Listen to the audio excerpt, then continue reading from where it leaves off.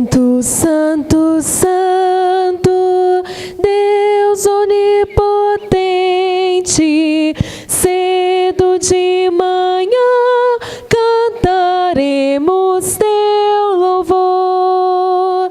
Santo, Santo, Santo, Deus Jeová triuno, és um só Deus, excelso Criador. Santo, Santo, Santo, todos os remidos, juntos com os anjos, proclamam teu louvor. Antes de formar-se o firmamento e a terra, eras e sempre és, e hás de ser, Senhor.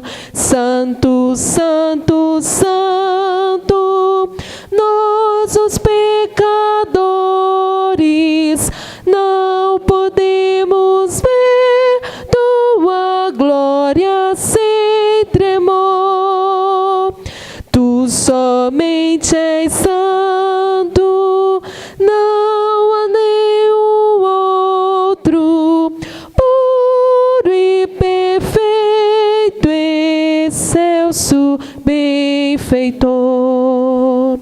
Santo, Santo, Santo, Deus onipotente, tuas obras louvam teu nome com fervor.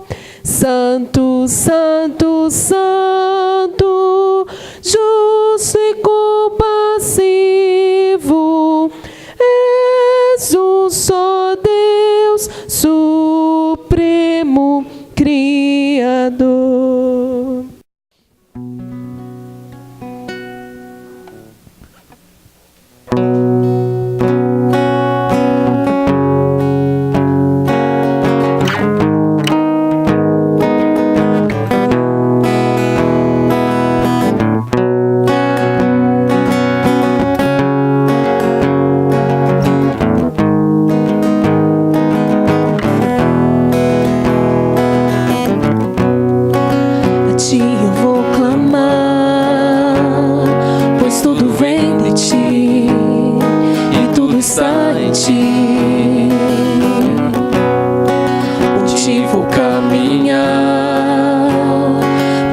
Direção e o sol a me guiar.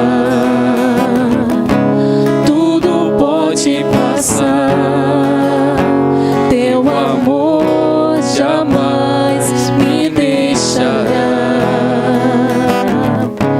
Sempre há de existir novo amanhã preparado pra mim.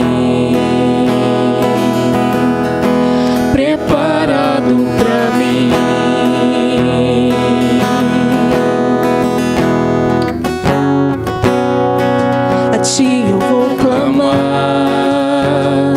pois tudo vem de ti e tudo está em ti.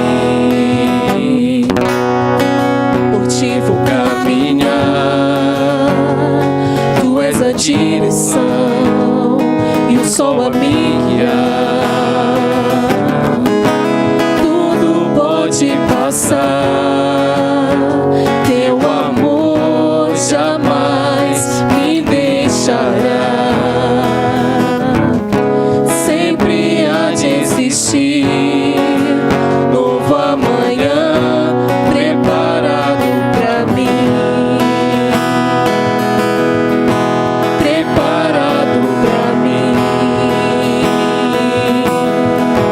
Preparado pra mim.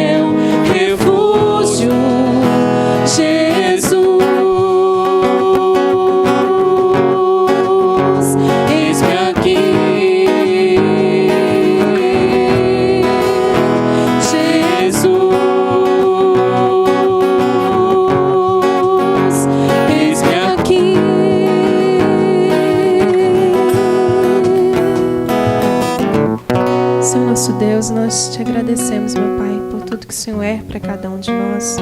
Nós te agradecemos, meu Pai, porque mesmo tão falhos, o Senhor cuida de nós, meu Pai. O Senhor nos levanta, o Senhor recebe o nosso louvor, meu Pai.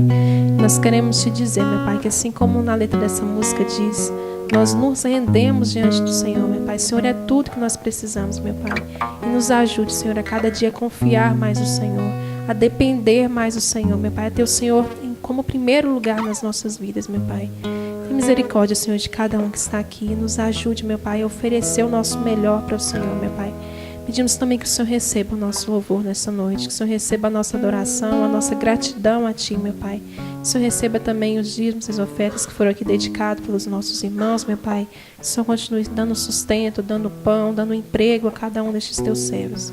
Perdoa nossas falhas, Senhor, nos livre de pecar contra o Senhor, meu Pai. Pedimos que o Senhor continue em nosso meio, essa nossa oração, agradecidos em nome de Jesus. Amém. Os demais que aqui permaneceram, continuando o nosso culto, se coloquem em pé, em reverência à palavra de Deus. Abra sua Bíblia, o texto já está aqui. Mateus capítulo 21, versos de 33 a 46, a parábola dos lavradores maus. Nós vamos dar continuidade à exposição bíblica das parábolas de Jesus. Temos aprendido muito com essas ilustrações, com essas comparações usadas por Jesus para ensinar os seus discípulos. E se é para ensinar, como eu disse, que cada um de nós possa estar com o coração aberto para aprender de Jesus com cada uma dessas parábolas. Evangelho escrito por Mateus, capítulo 21, versos de 33 a 46. Se você está próximo de alguém que está sem a Bíblia, principalmente em mais profundo, compartilhe a sua Bíblia com essa pessoa. Você pode acompanhar a leitura também aqui no Data Show. O texto está projetado aqui. Todos encontraram? Amém ou misericórdia? A palavra de Deus nos diz assim, meus irmãos. Atentai noutra parábola. Havia um homem, dono de casa, que plantou uma vinha, cercou-a de uma sebe, construiu nela um lagar, edificou-lhe uma torre e arrendou-a a uns lavradores. Depois se ausentou do país. Ao tempo da colheita, enviou os seus servos aos lavradores para receber os frutos que lhe tocavam. E os lavradores, agarrando os servos, espancaram a um, mataram a outro e a outro apedrejaram. Enviou ainda outros servos em maior número e trataram-nos da mesma sorte. Por último, enviou-lhes o seu próprio filho, dizendo: Ora, a meu filho respeitarão. Mas os lavradores, vendo o filho, disseram entre si: Este é o herdeiro. Ora, vamos, matemo-lo e apoderemo-nos da sua herança. E agarrando-o, lançaram-no fora da vinha e o mataram. Quando, pois, vier o senhor da vinha, que fará aqueles lavradores? Responderam-lhe: fará perecer horrivelmente a estes malvados e arrendará a vinha a outros lavradores que lhe remetam os frutos nos seus devidos tempos. Aqui, meus irmãos, se encerra a parábola. Porém, Jesus continua dando, ainda que de forma indireta, a explicação dessa parábola. Versículo 42. Perguntou-lhes Jesus: Nunca lestes nas Escrituras? A pedra que os construtores rejeitaram, essa veio a ser a principal pedra, angular.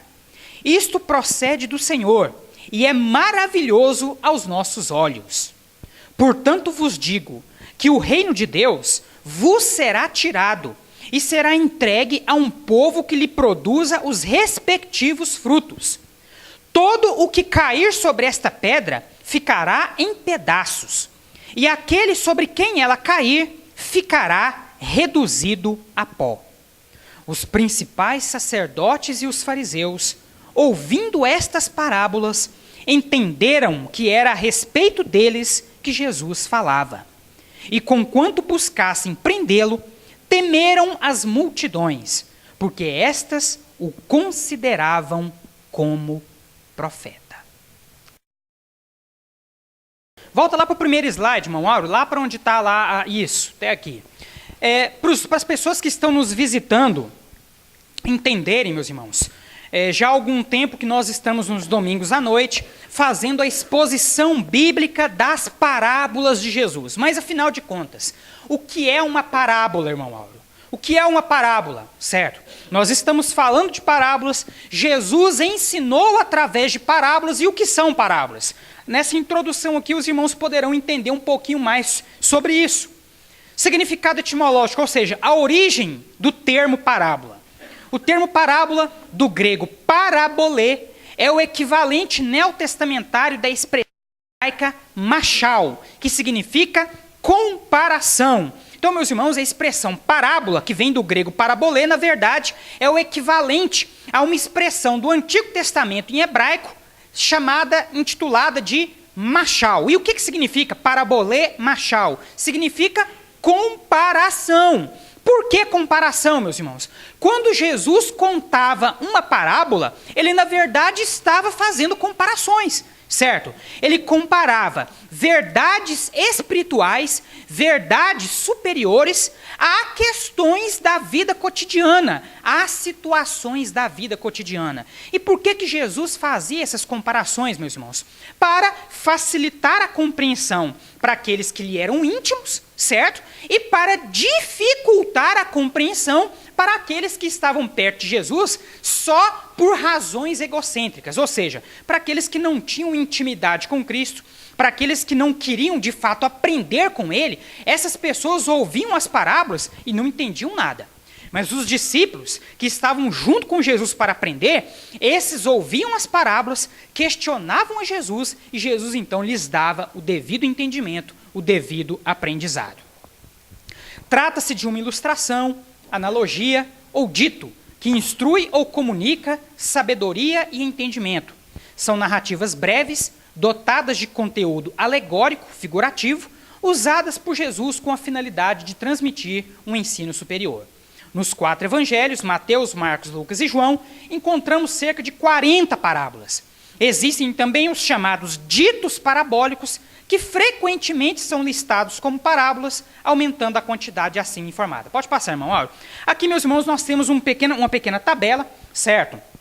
Nós estamos seguindo essa ordem para expor as parábolas aos irmãos. Então, aqui em Mateus nós temos 26, em Marcos nós temos 2, em Lucas nós temos 16 e em João nós temos 2. Aqui, meus irmãos, logicamente, que não estão listadas todas as parábolas.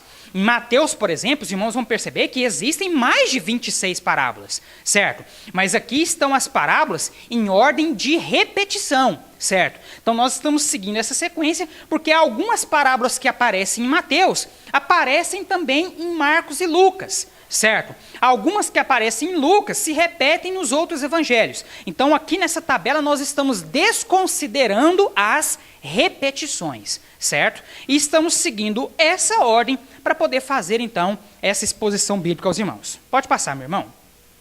Hoje, então, meus amados, nós vamos ver mais uma dessas parábolas contadas por Jesus. Lembrando, então, do que eu disse a vocês, quando Jesus contava uma parábola, ele fazia uma comparação.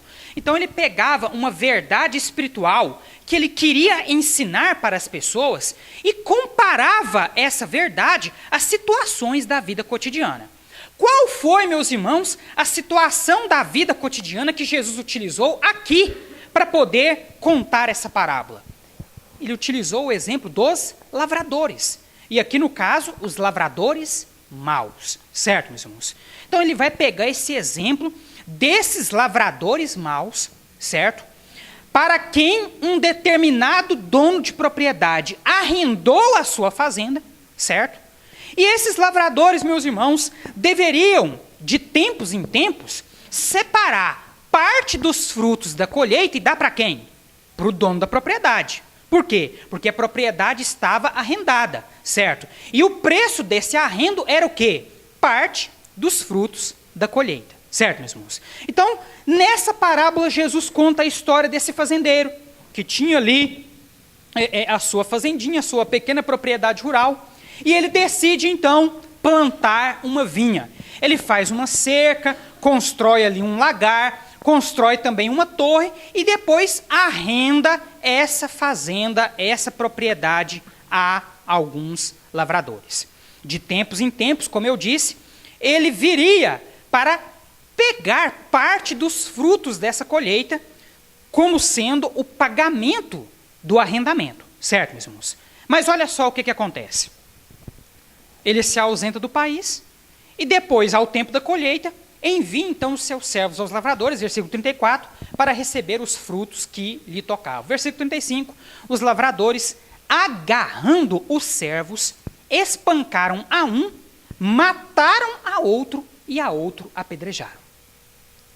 Então veja bem o que acontece. O fazendeiro sai do país, quando chega a época da colheita, ele manda os seus servos, vai lá na fazenda e pega lá a parte da colheita que me cabe. O pagamento, irmão Áureo, do arrendamento, certo? Esses servos chegam lá, topam com os lavradores ao invés de efetuar o pagamento, o que eles fazem? Batem em um, matam o outro e o outro apedrejam, certo? Essa foi a primeira tentativa do dono de receber o arrendamento. Continuando, versículo 36. Enviou ainda outros servos em maior número e trataram-nos da mesma sorte. Ou seja, o proprietário da fazenda, irmão Robert, mandou pela segunda vez servos dele, funcionários dele, para ir lá receber o arrendo. O que eles fizeram? Espancaram uns, mataram outros e apedrejaram outros de novo. Tá, versículo 37. Por último, olha só o que o proprietário da fazenda agora vai fazer. Por último, enviou-lhes o seu próprio filho. E aí o proprietário da fazenda diz, de certo, pelo menos o meu filho, esses lavradores haverão de respeitar. Passa lá, irmão Áureo. Mas os lavradores, vendo o filho, disseram entre si, este é o herdeiro. Ora, vamos, matemo-lo e apoderemo-nos da sua herança. Ou seja, por ciúme, certo? Por ganância, o que esses lavradores fizeram com o filho? Versículo 39. Agarraram ele, lançaram ele fora da vinha e o mataram. Não respeitaram nem mesmo o filho do dono da fazenda. E aí então, meus irmãos, depois de contar essa parábola, Jesus pergunta aos seus ouvintes: quando, pois, vier o Senhor da vinha, o que fará àqueles lavradores? E aí os que estavam ouvindo responderam Jesus imediatamente. Olha só o que eles responderam. Ora, fará perecer horrivelmente esses malvados e arrendará a vinha a outros lavradores que lhe remetam os frutos nos seus devidos tempos. Ou seja, esses primeiros lavradores, para quem o proprietário da fazenda arrendou a terra, como eles não foram fiéis, como eles não cumpriram, o que ele vai fazer? Vai tirá-los da jogada e vai arrendar a fazenda a outros, certo? De quem o dono da fazenda espera receber o justo pagamento, certo? Agora, meus irmãos, o versículo 42, ainda que de forma indireta, Jesus vai explicar essa parábola. Daqui a pouco eu vou voltar nesse texto com os irmãos para explicar o significado de cada uma dessas partes e os irmãos entenderão melhor, mas do 42 em diante já dá para nós termos um certo entendimento. E olha só então o que Jesus diz no 42. Nunca lestes nas Escrituras? A pedra que os construtores rejeitaram, essa veio a ser a principal pedra, angular.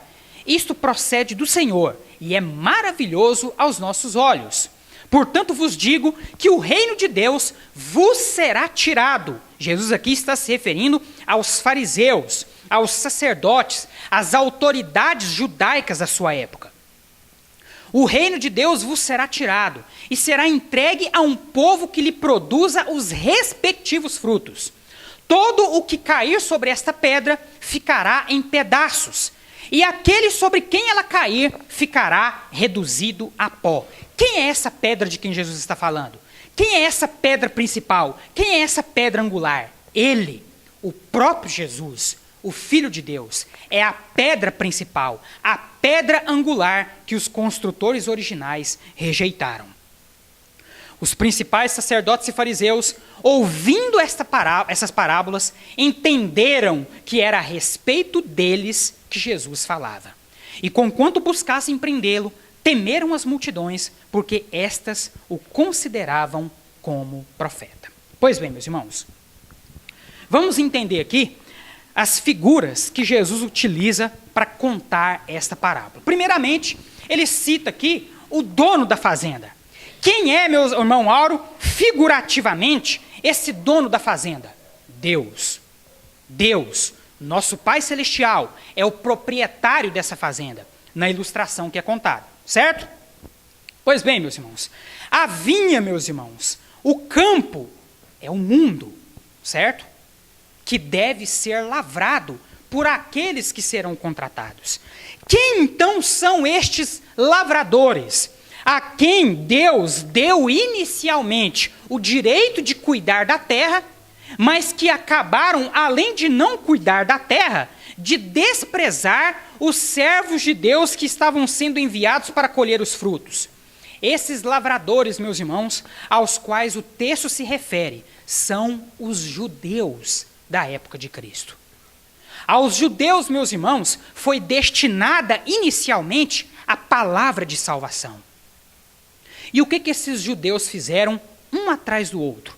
Quando nós estudamos a história de Israel, e nós estudamos há alguns meses atrás, na Escola Bíblica Dominical, nós estudamos a monarquia em Israel, certo? E nós percebemos, meus irmãos, na história de Israel, uma sucessão de erros, certo? Desobediência atrás de desobediência. Deus sempre mandava os seus profetas e o povo de Deus, que era naquela época o povo de Israel, ao invés de dar ouvido à voz dos profetas, o que eles faziam? Desobedeciam a Deus e, em muitas ocasiões, prendiam os profetas, esbofeteavam os profetas e até mesmo matavam os profetas. Então, meus irmãos, os lavradores a quem essa terra foi arrendada por Deus são os judeus de 2000 anos atrás. A geração de Israel, há 2000 anos atrás, que teve ali o privilégio de ver a Cristo e não o reconheceu. Agora, meus irmãos, na parábola, Jesus ele fala também que esse dono da fazenda enviava seus funcionários de tempos em tempos para colher os frutos. Quem são esses funcionários? Quem? Os profetas. E quem são os profetas, irmão Áureo? Na época do Antigo Testamento, nós conhecemos bem os profetas. Isaías, Jeremias, Ezequiel, os menores, Joel, Amós, Miqueias e tantos outros. Quem eram esses profetas do Antigo Testamento? Eram aqueles que recebiam de Deus a palavra, ouviam a palavra de Deus e a transmitiam ao povo. E nos dias de hoje, meus amados, quem são os profetas? Hoje em dia, meus amados, não existe mais essa história de ouvir de Deus e transmitir ao povo. Por quê? Porque nós já temos a revelação toda em nossas mãos. A Bíblia é a revelação máxima de Deus. Então, quando nós falamos dos profetas hoje, irmão, nós estamos nos referindo a quem? Aos pregadores da Bíblia Sagrada. E dentre esses pregadores, meus irmãos, nós temos pastores, nós temos professores, nós temos evangelistas, nós temos os apóstolos de Jesus. Todos estes, meus irmãos, que pregam a palavra de Deus, são, na verdade, servos do Altíssimo, vindo colher os frutos daqueles para quem Deus confiou a terra.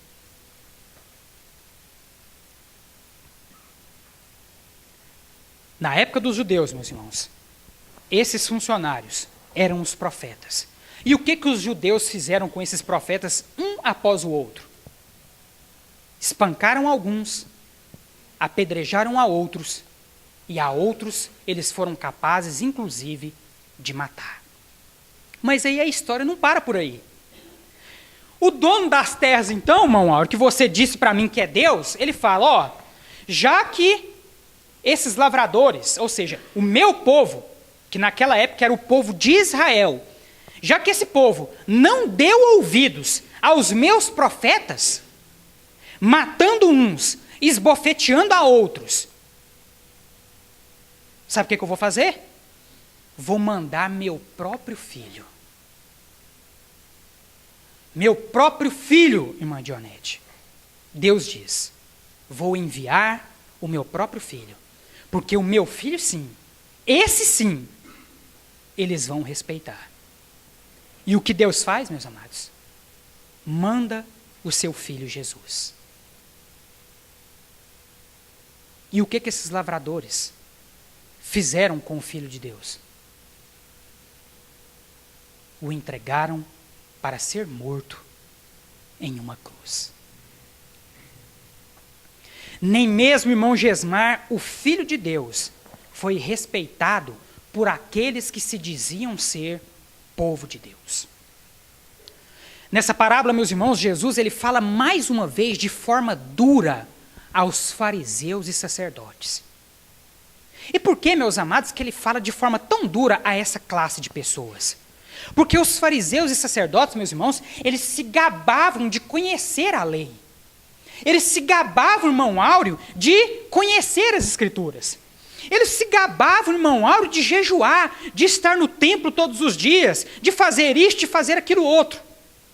Mas mesmo, irmão Áureo, sendo tão religiosos, eles não foram capazes de reconhecer o filho do dono da fazenda. Mesmo sendo tão religiosos, irmã Eliane, não foram capazes de reconhecer o Filho de Deus. Mesmo conhecendo, irmão Alex, de cabo a rabo as Escrituras, eles não foram capazes de reconhecer o Messias que Deus havia mandado. E o que eles fizeram com esse Messias? O que eles gritavam quando Jesus estava lá, diante de Pôncio Pilatos? Crucificam. Quem vocês querem? Jesus ou Barrabás? E o que eles disseram? Barrabás. E o que vocês querem que nós façamos com esse Jesus? Crucificam. Aquele povo, meus amados, não respeitou nem mesmo o Filho de Deus. Nem mesmo o Filho de Deus. E aí, então, meus irmãos, Jesus então pergunta, após contar essa parábola, Jesus pergunta no versículo 40, o que vocês acham então? Quando vier o Senhor da vinha, ou seja, Deus, quando Deus vier, o que fará aqueles lavradores? Responderam-lhe, fará perecer horrivelmente a estes malvados, e arrendará a vinha a outros, que lhe remetam os frutos nos seus devidos tempos. E foi, irmão Alex, exatamente o que Jesus Cristo fez. Jesus veio, pregou o evangelho da salvação primeiramente a quem, irmão Áureo? Aos judeus. E o que os judeus fizeram? Não o reconheceram. Depois que Jesus subiu aos céus, os apóstolos foram comissionados, meus irmãos. E a quem foi dado o direito de ouvir as boas novas e de serem salvos? Estes que anteriormente não haviam sido contemplados com a salvação. Aqueles que a Bíblia chama de gentios. Jesus, meus amados, estava se referindo a mim e a você. A nós, irmã Maria de Jesus, foi dada a oportunidade de tomar essa terra, de zelar dessa terra, para que quando o dono dela vier, nós possamos dar a ele os frutos que os judeus, os fariseus, sacerdotes hipócritas, de 2000 anos atrás, não foram capazes de dar. Nós recebemos esse privilégio, meus irmãos, das mãos de Jesus, quando aqueles que originalmente deveriam ser os privilegiados, negligenciaram o seu privilégio, entregando o Filho de Deus para ser crucificado. A pedra que os construtores... E por que aqui eles são chamados de construtores? Porque Israel, irmão Áureo, Israel, meus amados irmãos, foi levantado por Deus como povo no período do Antigo Testamento para que eles cumprissem o papel que hoje a igreja cumpre. Deus, meus irmãos, Ele nunca quis ter uma nação exclusiva. O que Deus sempre quis ter, irmã Maria de Jesus, foi um povo exclusivo. Um povo que lhe servisse fielmente. Um povo que lhe obedecesse fielmente. Um povo que servisse de espelho para os demais povos e que despertasse no coração dos demais povos o desejo de servir a esse Deus maravilhoso. Mas o que Israel fez, meus irmãos? Israel quis guardar Deus para eles. Israel, meus amados, quis guardar Deus dentro de suas leis, dentro de suas tradições. E com essa religiosidade exagerada, eles acabaram por renegar o Filho do Deus que eles tanto quiseram proteger. Deus, então, meus irmãos, tira de Israel esse privilégio. E agora, meus irmãos, para um judeu ser salvo, ele tem que se curvar diante de Jesus, assim como eu, assim como você. Aos olhos de Deus, não existe judeu nem grego. Não existe nem brasileiro nem alemão. Não existe nem norte-americano nem latino-americano. Aos olhos de Deus, existem aqueles que reconhecem o seu pecado e entregam as suas vidas verdadeiramente nas mãos de Jesus. Esses Deus faz seus lavradores.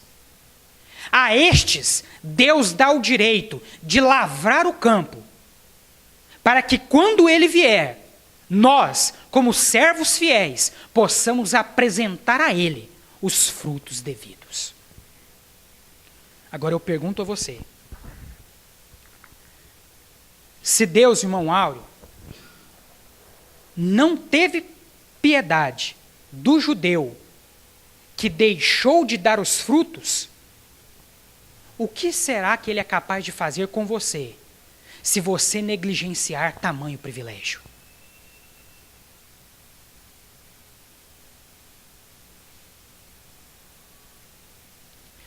Cairemos nós no mesmo erro em que caíram os judeus? Cairemos nós, irmão Robert, no mesmo erro em que caiu Israel? Nós vamos aprisionar Jesus só para nós? Quantas e quantas mensagens como essa você escuta na semana? Quantas dessas mensagens você acha que você pode negligenciar? Quantos profetas de Deus você já ouviu? Quantos pastores você já ouviu? O que mais falta para você começar a trabalhar e entregar para Deus os frutos que lhe são devidos? O que mais precisa acontecer? Quantos mais Deus terá que enviar para te alertar? O que você está esperando?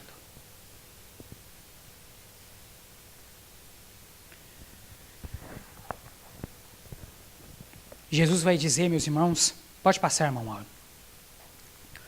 Todo o que cair sobre esta pedra ficará em pedaços, e aquele sobre quem ela cair ficará reduzido a pó. Os principais sacerdotes e fariseus, ouvindo essas parábolas, entenderam que era a respeito deles que Jesus falava. Nós, meus irmãos, como igreja de Jesus, não podemos nos transformar nesses fariseus, nesses sacerdotes hipócritas, que entendem tudo das Escrituras, mas renegam o Filho de Deus com as suas atitudes, com as suas palavras, todos os dias.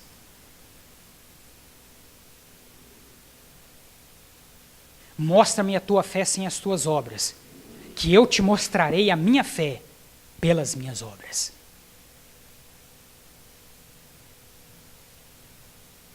Esse mundo, meus irmãos, pertence a Deus. E Deus, irmã Catrine, entregou esse mundo nas mãos de lavradores a quem ele chama de igreja. Assim como ele fez com Israel no passado, Ele faz com a igreja hoje. E Deus, como dono deste mundo, espera que quando Ele voltar para te encontrar, irmão Áureo, Deus espera que quando Ele mandar os seus servos para falarem a você, irmão Áureo, que você receba esses servos de Deus com mansidão, com alegria, e entregue a eles, como se a Deus estivesse entregando, os frutos dignos de arrependimento, que Deus espera que você, enquanto cristão, esteja desenvolvendo todos os dias da sua vida. Deus, meus irmãos, espera de cada um de nós esses bons frutos. Do contrário, Ele passará a terra a outros. Interessante, meus irmãos, que nas Escrituras, em especial no Novo Testamento, Jesus ele fala muito sobre essa questão da hipocrisia, sobre essa questão da religiosidade. É como, irmão Alex, se Jesus, eu não vou falar adivinhar, né, porque biblicamente falando, a adivinhação é um pecado. Mas é como se Jesus prognosticasse, prevesse o que aconteceria no meio da igreja. Há muitas pessoas, meus irmãos, no nosso meio, com uma aparência de cristãos, mas que de cristãos não tem absolutamente nada. E Jesus, meus irmãos, ao falar dessa hipocrisia em vários lugares do Novo Testamento, um dos que mais me chama a atenção é aquele em que Jesus fala do ramo que não dá fruto. E o que ele diz que fará com todo ramo que não dá fruto?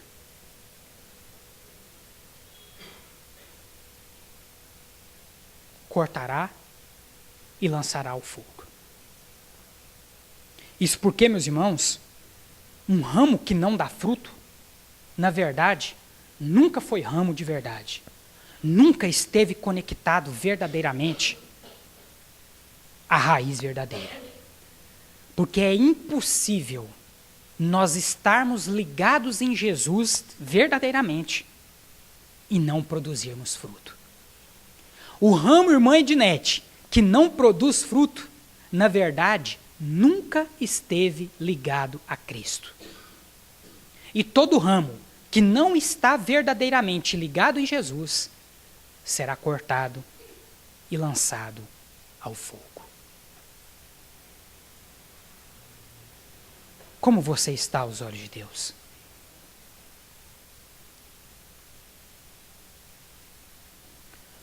Deus tem mandado os seus funcionários, os seus pastores, os seus pregadores, falar constantemente a você. Quantas e quantas pregações você tem ouvido? E quais são os frutos que você tem apresentado a esses pastores? Quais são os frutos, irmão Sebastião, que você tem apresentado diante de Deus? Será que Deus lá do alto, Ele pode olhar para você, irmão Áureo, e dizer, ó, o irmão Áureo é um excelente lavrador. Vá lá, veja os frutos dele e deixe ele trabalhar. Será que é isso que Deus tem dito de você? Ou será que Ele tem olhado do alto dos céus, vendo você desprezar os profetas que têm lhe pregado, vendo você sucumbir numa falsa fé, sem obras, sem fruto algum?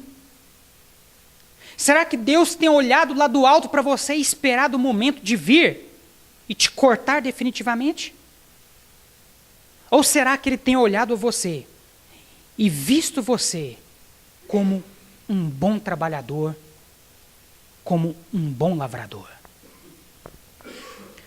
O privilégio, meus amados irmãos, que anteriormente era de Israel, hoje foi dado a nós. Não despreze esse privilégio. Não despreze essa missão. Feche os seus olhos nesse instante.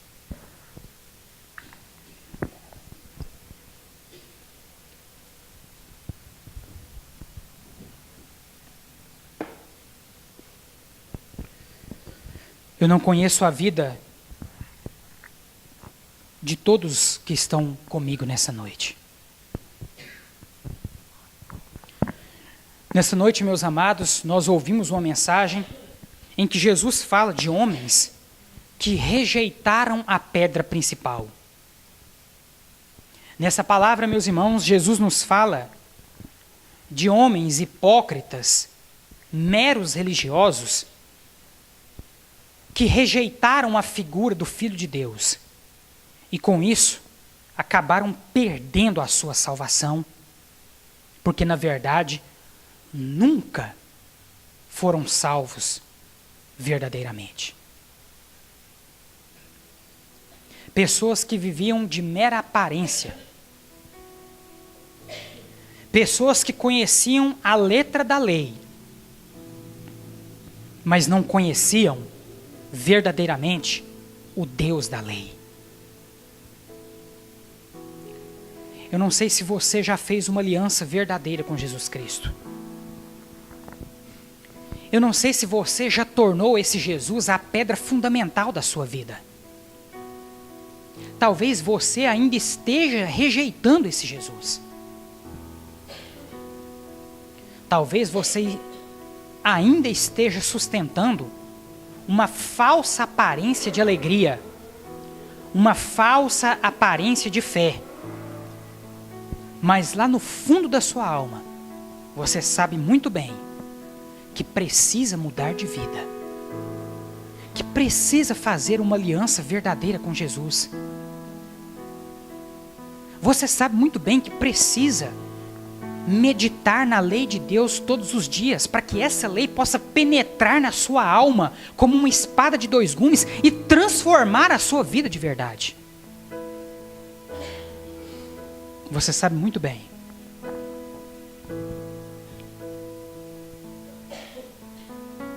que o testemunho de Jesus através da sua vida ainda não tem sido frutífero como deveria ser.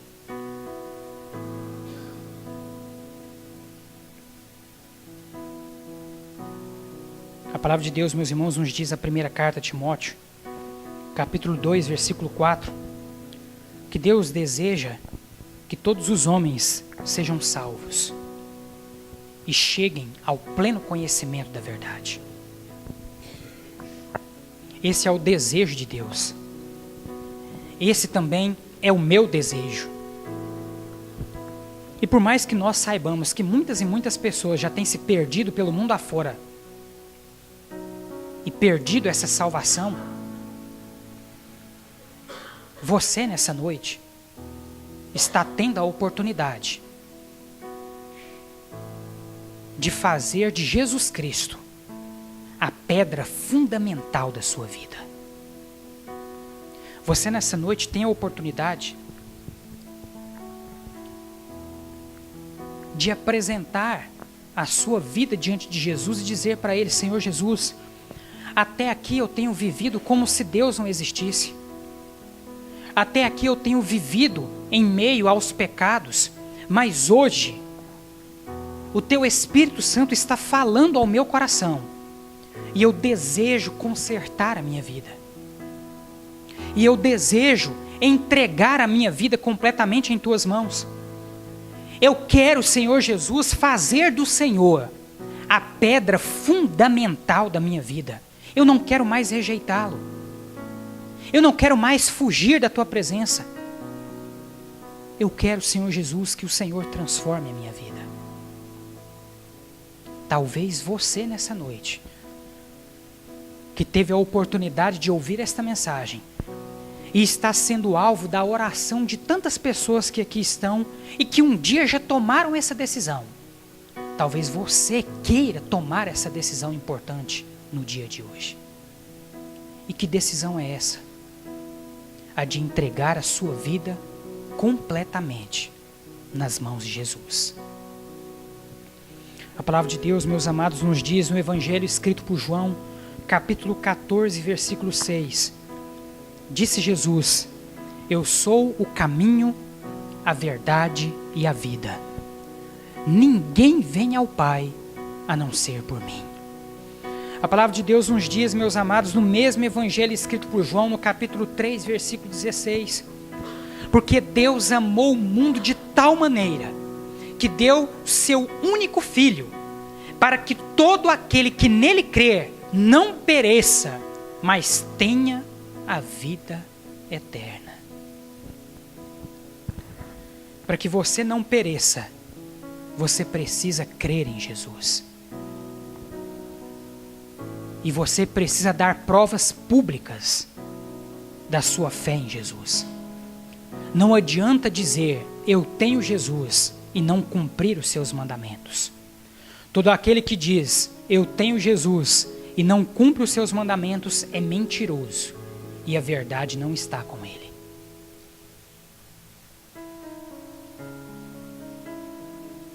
Entrega o teu caminho ao Senhor, confia nele, e o mais ele fará. Romanos capítulo 10, versículo 9. Se com tua boca confessares a Cristo como Senhor, e em teu coração creres que Deus o ressuscitou dentre os mortos, então serás salvo. Mateus capítulo 10, versículo 32. Todo aquele que me confessar diante dos homens, eu o confessarei diante do Pai que está nos céus. Todo aquele, porém, que me negar diante dos homens, eu o negarei diante do Pai que está nos céus. Você tem nessa noite a oportunidade de confessar a Jesus e dizer para ele, Senhor Jesus, eu preciso de ti. Não quero mais me esconder. Não quero mais fugir da tua presença. Não quero mais rejeitá-lo. Senhor Jesus, eu quero que o Senhor seja a pedra fundamental da minha vida. Você nessa noite tem a oportunidade de dizer isso para Jesus. Você que está nos acompanhando nessa mensagem em vídeo, se o Espírito Santo de Deus fala ao seu coração nesse momento, diga para Jesus, Senhor Jesus, me perdoe. Senhor Jesus, receba esta alma pecadora diante da tua presença. Senhor Jesus, perdoa os meus pecados e faça de mim um dos teus servos. Senhor Jesus, transforma a minha vida. Isso é tudo que Jesus quer ouvir de você. E para você que está aqui nessa noite tendo a oportunidade de ouvir essa mensagem, antes de encerrar este culto, eu quero e devo te perguntar, há alguém nessa noite que ouviu esta mensagem, está sendo tocado pelo Espírito Santo de Deus e deseja fazer uma aliança de fé com Jesus? Levante uma de suas mãos. Glória a Deus, pode abaixar as suas mãos.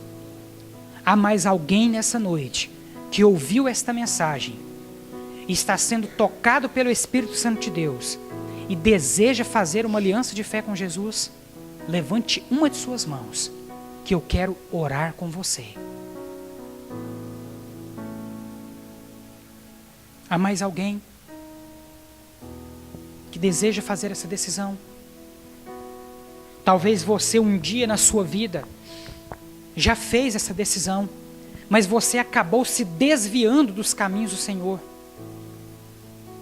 e esteja esperando a oportunidade para você se reconciliar com Cristo e com a igreja. Hoje você tem essa oportunidade.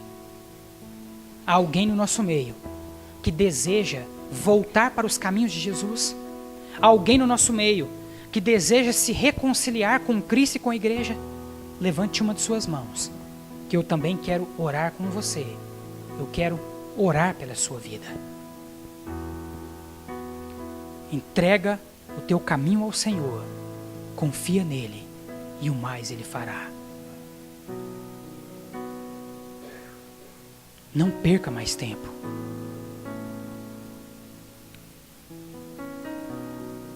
A palavra de Deus, meus amados, nos diz em Hebreus 9:27 que ao homem está ordenado morrer uma só vez, vindo após isso o juízo. Você não sabe até quando você terá essas oportunidades. só Deus conhece o dia da sua morte. Não deixe para amanhã o que você pode fazer hoje, porque depois da morte, você não terá mais nenhuma oportunidade. Há mais alguém neste lugar que deseja fazer uma aliança de fé com Cristo, ou deseja se reconciliar com Cristo e com sua igreja? Levante uma de suas mãos, que eu quero orar pela sua vida. Que Deus abençoe a vida de cada um de vocês. Glória a Deus, meus irmãos. Estamos chegando ao final de mais um culto, e antes de nós encerrarmos, como já tem sido também do nosso costume, eu, como pastor, gostaria de orar pela sua vida. Você que tem algum pedido de oração, você que tem alguma gratidão a apresentar diante de Deus, você vai dar um sinal dizendo: eu tenho um pedido, eu tenho uma gratidão, se levantando do seu lugar. Ao ficar de pé, eu vou saber que você tem um pedido de oração, que você tem uma gratidão, e eu estarei orando pela sua vida nesse instante, antes de nós encerrarmos este culto. Você não precisa dizer: eu não conheço todos os seus problemas, não conheço também as vitórias que você tem obtido, mas vou orar como pastor dessa igreja por cada um de vocês nesse instante, apresentando a sua petição e a sua gratidão diante de Deus. Amém? Vamos orar. Senhor nosso Deus, como pastor desta igreja, meu Pai, diante destas pessoas que humildemente, meu Pai, se colocaram de pé nesse instante, dizendo que tem uma petição, um clamor, ou mesmo uma gratidão para colocar diante da Tua presença. Nesse instante, ó Pai, eu como pastor dessa igreja intercedo, Senhor, em favor de cada uma delas. Peço ao Senhor, meu Pai, que receba o clamor sincero e verdadeiro de cada um destes pequeninos diante do Teu altar, Senhor. E que o Senhor mesmo possa cuidar de cada um deles, ó Pai, fazendo com que a Tua boa, agradável e perfeita vontade se cumpra na vida de cada uma destas ovelhinhas, de cada uma dessas pessoas, ó Pai, que saiu de suas casas e veio até este templo nessa noite para ouvir a Tua palavra e para depositar diante do Senhor a sua confiança, a sua vida completamente diante do Senhor. Que o Senhor, ó Pai, abençoe e guarde cada um destes pequeninos. Que o Senhor faça Teu rosto resplandecer sobre cada um deles, e sobre eles levante o Teu santo rosto. Que o Senhor, ó Pai, sobre cada um destes pequeninos, traga a Tua paz. Que o Senhor continue guiando cada um deles, conforme a Tua vontade, ó Pai. E que os sonhos deles se concretizem, não segundo os seus próprios interesses, mas sim, ó Pai, segundo a Tua boa, agradável e perfeita vontade. Essa é a oração que faço, em nome do nosso Senhor Jesus. Amém.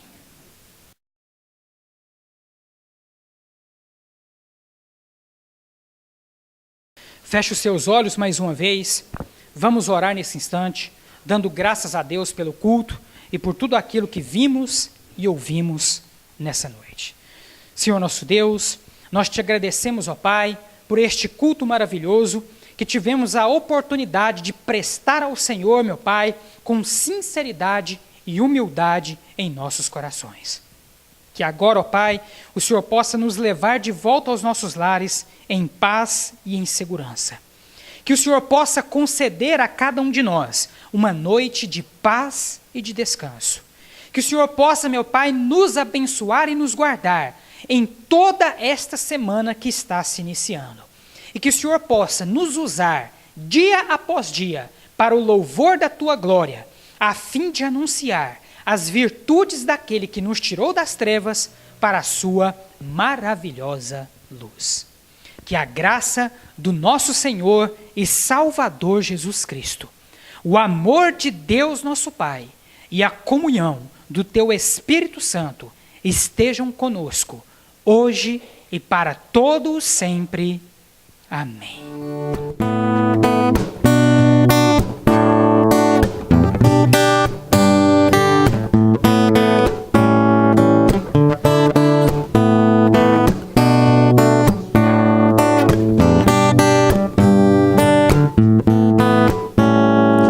É bom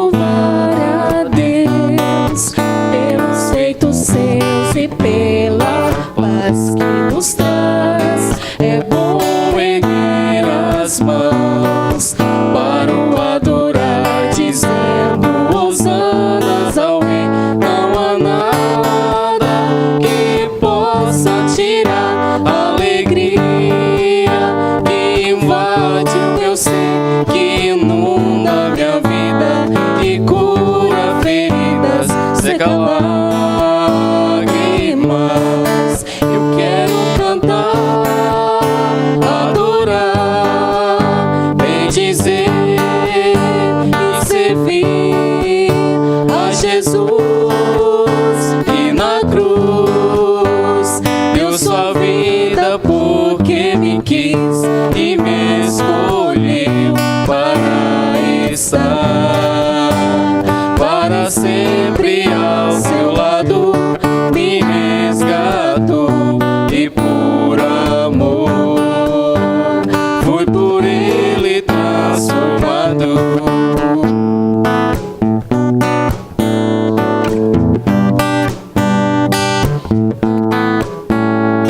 É bom louvar a Deus pelos feitos seus e pela paz que nos traz. É bom erguer as mãos para o adorar, dizendo hosanas ao Rei. Não há nada que possa tirar a alegria que invade meu ser, que inunda minha vida, que cura feridas, seca lágrimas. Eu quero cantar, adorar, bendizer e servir a Jesus, que na cruz deu sua vida porque me quis